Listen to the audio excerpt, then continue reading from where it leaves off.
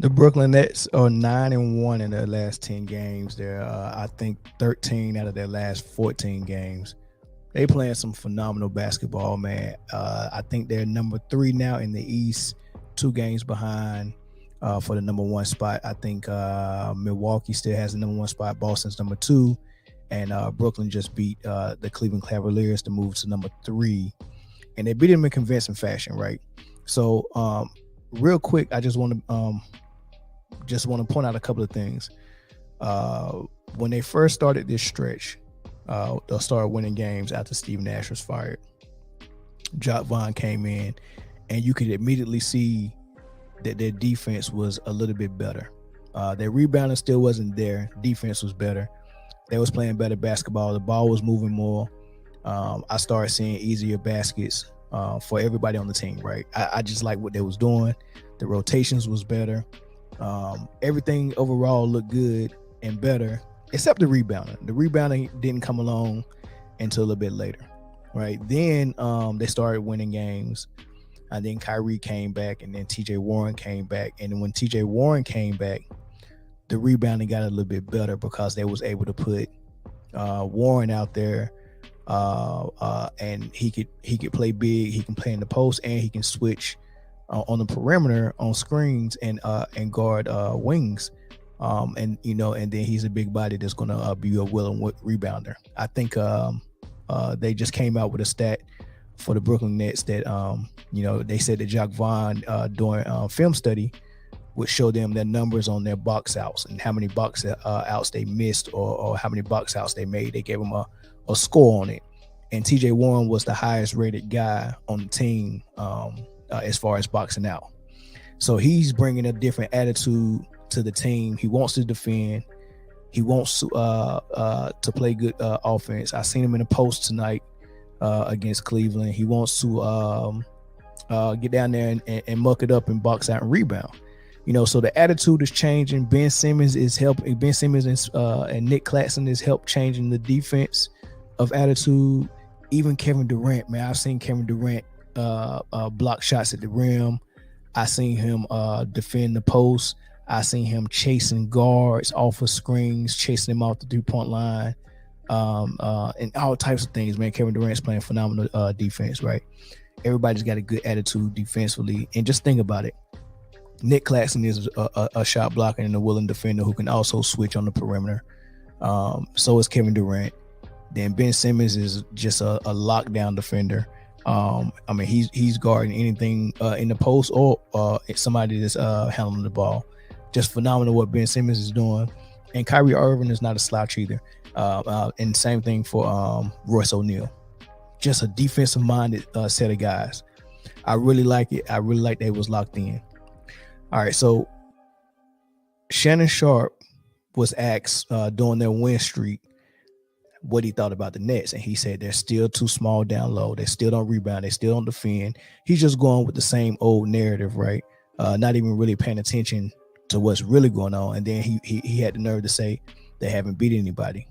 Okay, that's good. They was beating the Wizards, Toronto, and they beat a couple of teams missing their star. I get that, right? But then they came into Golden State and beat them up really bad, right? And it was like, okay, but Steph's not there, but it's still Golden State, and Golden State just showed you they could hoop. They just beat Memphis last night, right? So Golden State still not no bad basketball team. They're well coached. They have a system, and they still have guys: Poole, Draymond, Clay.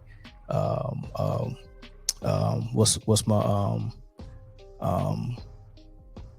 Wiseman.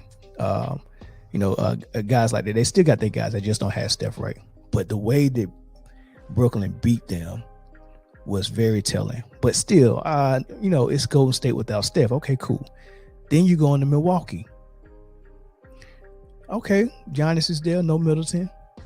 Beat them soundly. Okay, we still don't respect it because they missing Middleton.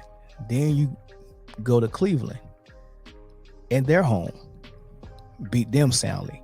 Looking good, playing great defense. And Cleveland is supposed to be the number 1 defensive team in the league. Kevin Durant and Kyrie both gave him 32. I'm telling you, You got to watch out for Brooklyn. I haven't been excited about this team at all until the last couple of weeks. It's phenomenal how they're playing. I'm watching them. It almost looks like the way Golden State looked when they started clicking. It took a while for Cleveland to click. I mean, the first year they was there was Kevin Durant's first year back off the Achilles injury. Then they had the midseason trade to bring Harden in.